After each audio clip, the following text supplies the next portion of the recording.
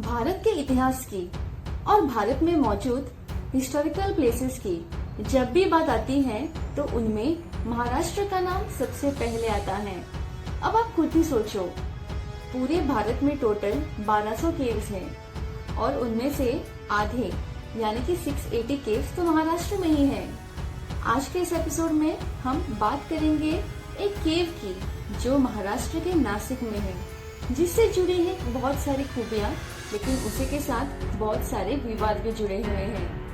क्यों इन बुद्ध गुफाओं को पांडव लेनी गुफा भी कहा जाता है, और यहाँ पर कुछ एक ऐसे शिल्पलेख भी हैं जो पूरी दुनिया में और कहीं भी नहीं है।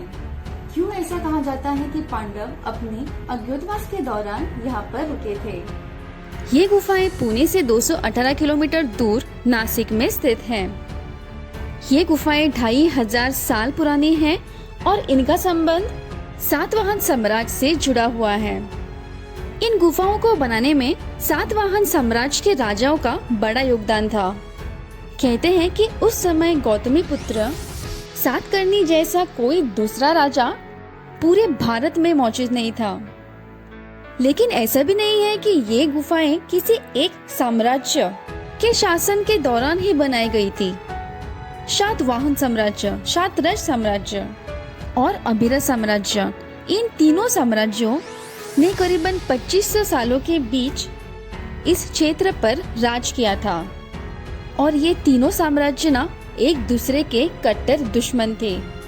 इन तीनों साम्राज्यों के राजा ने बौद्ध भिक्षुओं के लिए इन सारी गुफाओं को बनाया था। और इन गुफाओं को बनाने के लिए केवल एक राजा ने नहीं, बल्कि कई सारे राजाओं ने इन गुफाओं को बनाने के लिए अपना योगदान दिया था। और यहाँ आसपास के गांव वालों ने और व्यापारियों ने भी अपनी तरफ से बौद्ध भिक्षुओं के लिए बनने वाली इन गुफाओं को बनाने के लिए मदद की थी। ये गुफाएं बनाने के लिए इसी पहाड़ को चुनने की एक वजह है। ये पेसार की चट्टानें जो काफी मजबूत होती हैं। और ये गुफा बनाने वाले कलाकारों को ये बात बहुत अच्छी तरह से मालूम थी, इसीलिए तो उन्होंने इसी पहाड़ को चुना। और इसका नतीजा भी आप देख ही रहे हैं।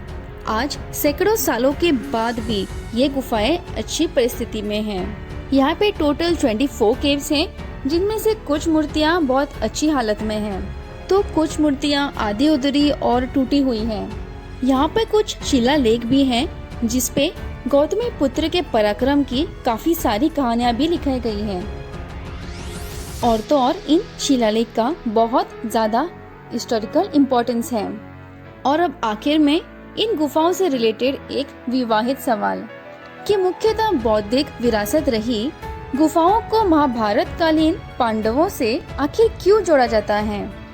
तो देखिए, पांडव अपने अज्ञातवास के दौरान इन गुफाओं में रुके थे, ऐसा इतिहास के जरिए पता चलता है। लेकिन इस बात का कोई भी विजुअल प्रूफ इस गुफा में मौजूद नहीं है।